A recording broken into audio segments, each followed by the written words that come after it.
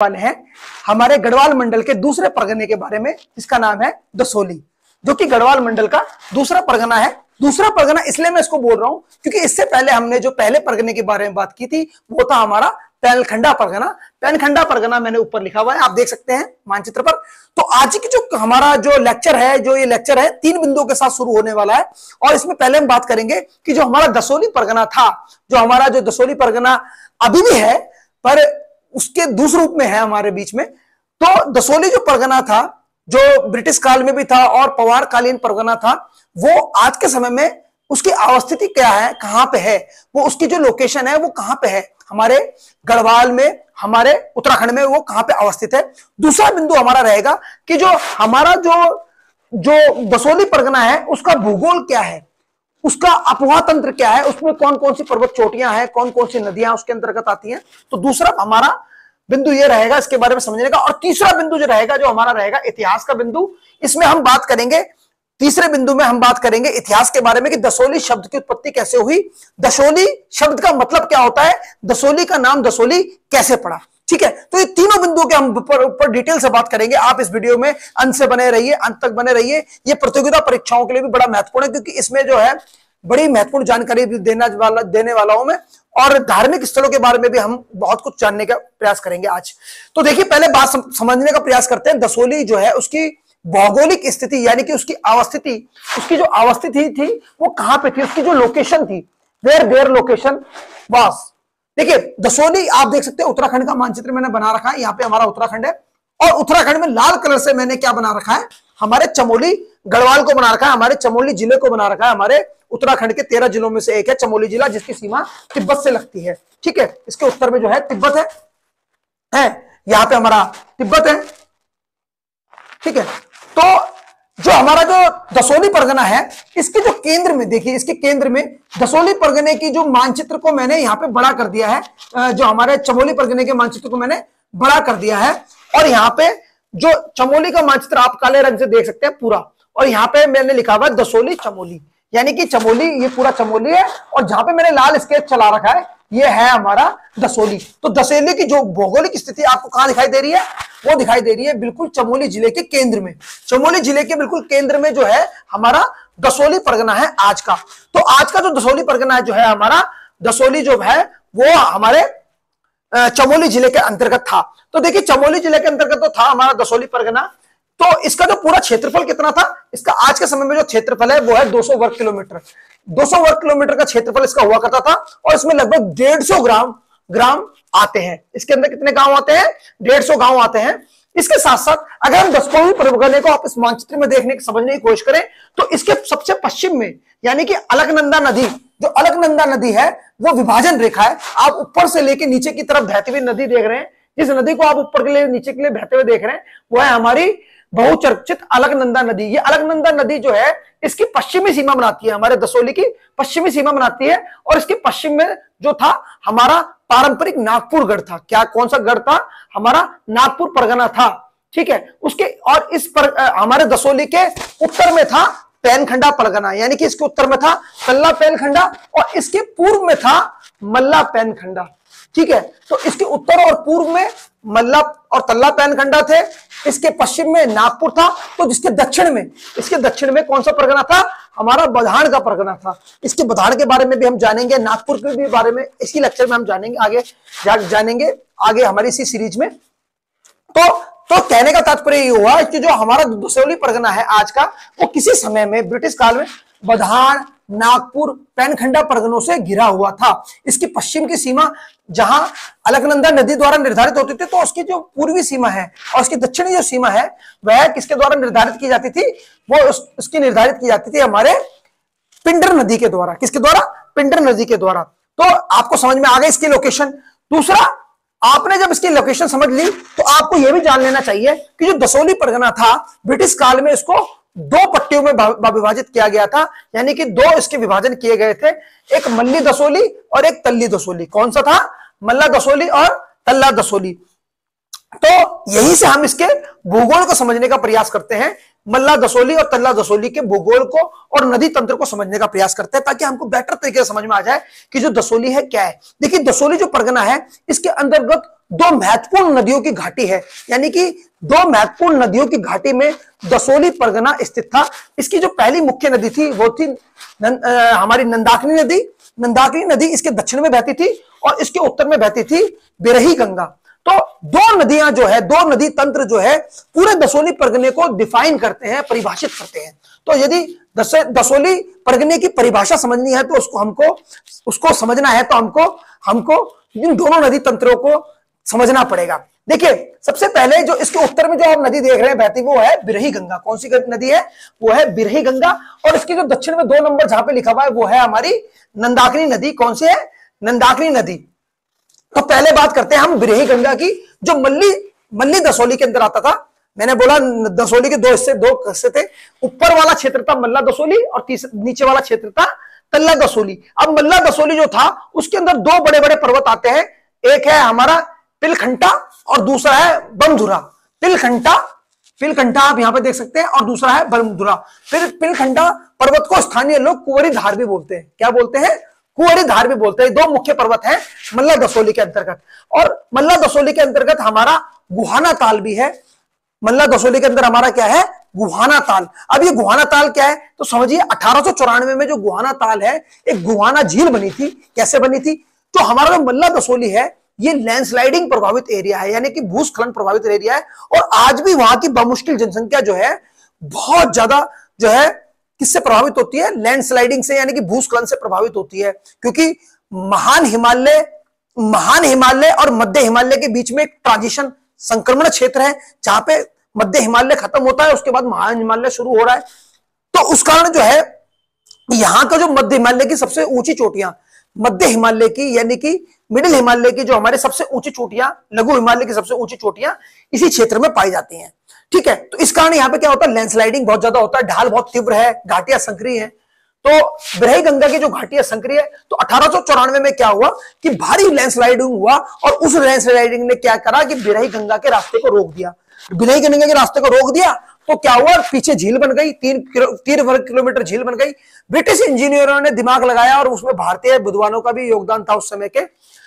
उन्होंने क्या किया कि वहां के जो पूरे रास्ते में जो नदी का जो अलकनंदा नदी का पूरा रूट था देवप्रयाग तक, पूरी बस्तियों को सूचित कर दिया और सूचना तंत्र ऐसे विकसित किया गया कि जान माल का नुकसान नहीं हुआ। बाढ़ बहुत ज्यादा स्ट्रांग थी पर जान माल का नुकसान नहीं हुआ। तो आज भी गुहाना ताल की बाढ़ को महत्वपूर्ण बाढ़ों में से एक माना जाता है गढ़वाल की, परंतु उसमें जानमाल की हानि नहीं हुई थी, जो कि 1894 में हुई थी। ठीक है, तो याद रहे बिरही गंगा यानी कि मल्ला दसोली ऊपरी क्षेत्र जो है हमारा लैंडस्लाइडिंग प्रभावित क्षेत्र है। तो तल्ला दसोली है, इस तल्ला दसोली के अंतर्गत 2 या 3 मुख्य नदियां बहती हैं। कौन कौन सी 3 नदियां बहती हैं? एक हमारी बिरही गंगा ही ले लो, जो कि हमारी अलकनंदा से मिलती है, और बिरही गंगा जहां पे अलकनंदा से मिलती है वहां पे हमारा बिरही हाइड्रो पावर प्रोजेक्ट है। वहां पे हमारा क्या है? बिरही हाइड्रो पावर प्रोजेक्ट, जहां पे बिरही गंगा जो है अलकनंदा से मिलेगी, वहां पे हाइड्रो प्रोजेक्ट है, यानी कि डैम बनाया गया है। और जहां पे नंदाकिनी नदी क्या है?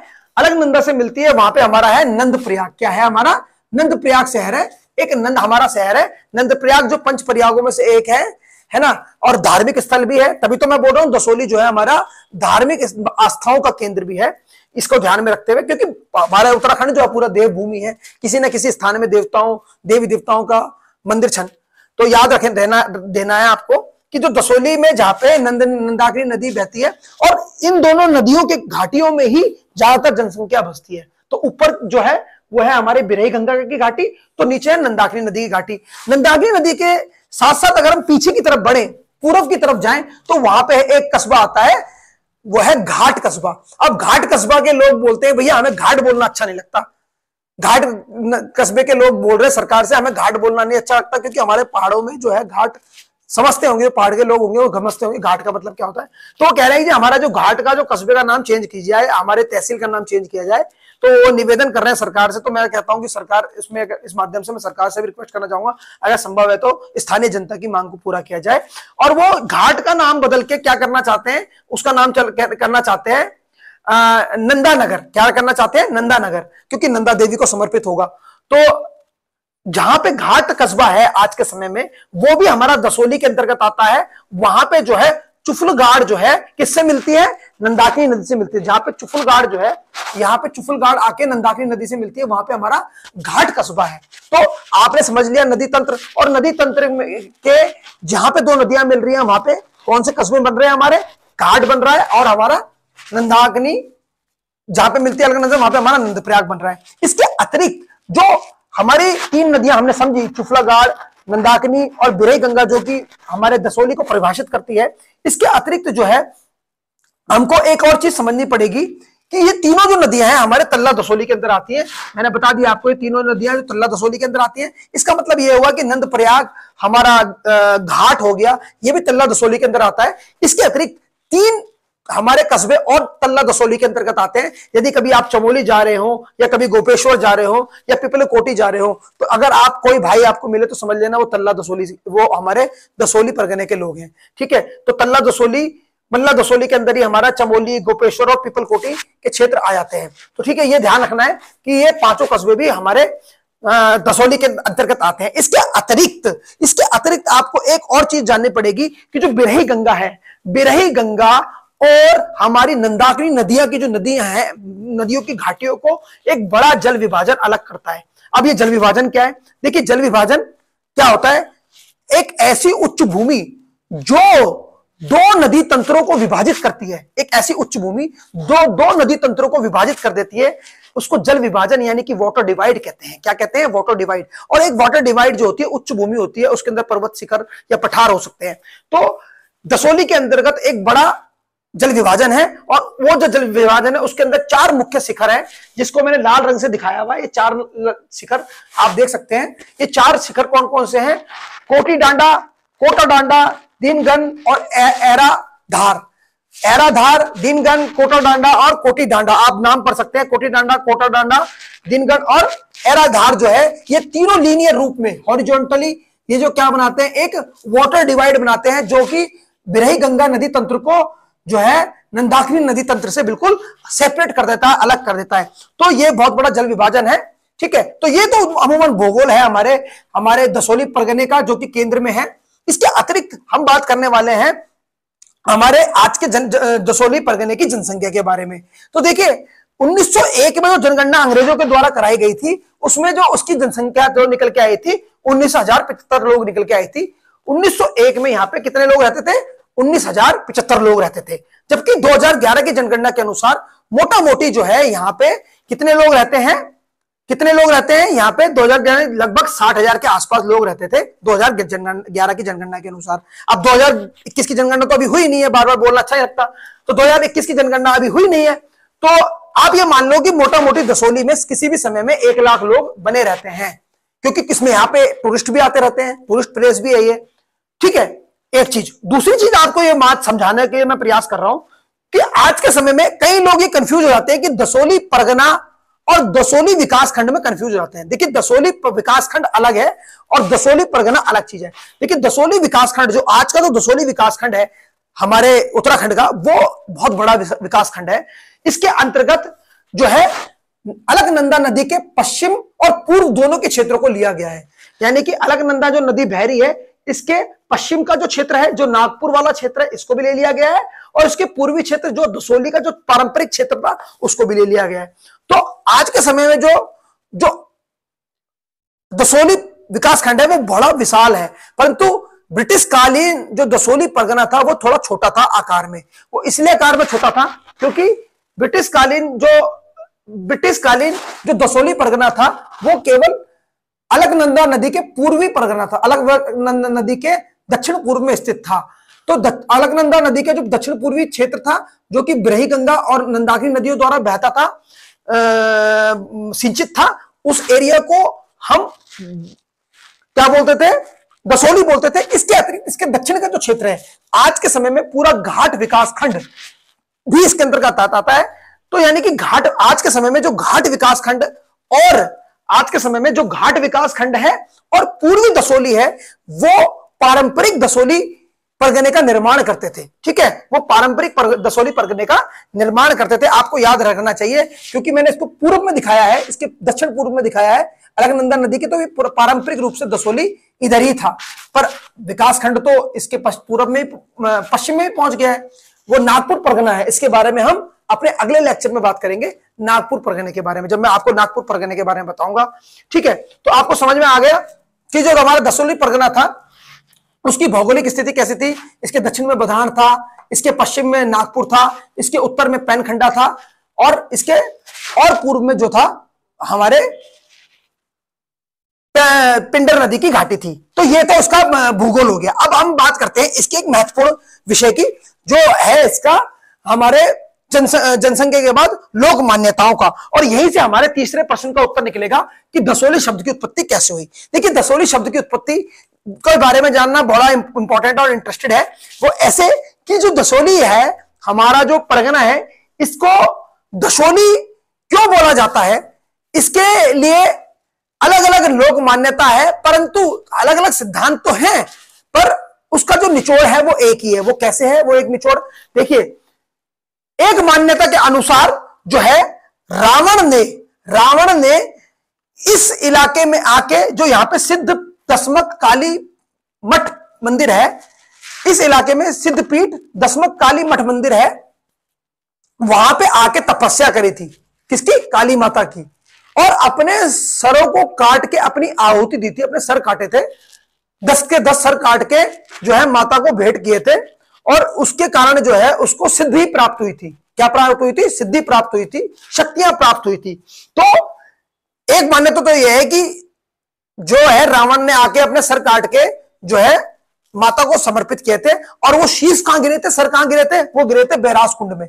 कहां गिरे थे? बैरास कुंड में। दूसरी मान्यता यह बोलती है कि जो है ये यहां पे शिवोपासना का केंद्र था। ये जो था दसोली था, जो है वो एक शिव उपासना का केंद्र है, और यहां पे जो है ये एक शिव तीर्थ है। क्या है? ये एक शिव तीर्थ है, जहां पे शंकर भगवान की तपस्या की थी। किसने? रावण ने, और अपने 10 शीश काटे थे, और वो 10 के 10 शीश भी 10 कहां गिरे थे? बैरास कुंड में गिरे थे। और तीसरी जो अंतिम मान्यता है वो कहता है कि जो यहां पे जो है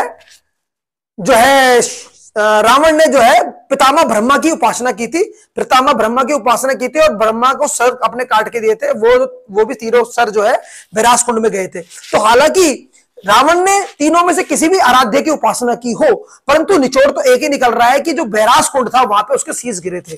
तो बैरास कुंड जो है कहां पर है? बैरास कुंड जो है नंद प्रयाग से 10 किलोमीटर ऊपर है। नंद प्रयाग से 10 किलोमीटर ऊपर है, जहां पे एक मंदिर है, एक कुंड है। यह मान्यता है कि वहां पे रावण के 10 शीश गिरे थे, और जैसे ही वो 10वां शीश काट के गिरने वाला था, उसने भगवान प्रकट हो गए थे, उसको आशीर्वाद दिया था कि भाई तू दुनिया में जो है गरुड़, अक्ष, नाग, इन सबसे ताकतवर रहेगा। तो ये 3 मान्यता है। इसके अतिरिक्त जो एक लोक मान्यता है कि वो ये कहती है कि जो दसोली जो है यहाँ पे ऋषि विशिष्ट अरुंधति के साथ उपासना करने आए थे। ऋषि विशिष्ट जो है अरुंधति के साथ उपासना करने आए थे, और उपासना करने से पहले उन्होंने वहां पे हवन कुंडी खोदी, और हवन कुंडी में जो है उन्होंने क्या करा? अपने शत्रुओं के शीश काट के डाले, और शत्रुओं के जब शीश काटने से पहले शत्रु डर के मारे रोने लगे, तो उनके आंसू जहां पे गिरे वहां पे कुंड बन गया। तो इसलिए उसको क्या बोला जाता है? बैरास कुंड बोला जाता है। बैरास माने बैरियों का जहां पे निराश करा हो या नाश करा हो, बैरास हुआ, तो बैरास कुंड बोला गया उसको। तो मोटा मोटी ये निकल के आ रहा है कि जो दसोली शब्द की उत्पत्ति जो कहां से हुई है? दसमोली से हुई है। कहां से हुई है? दसमोली से हुई है।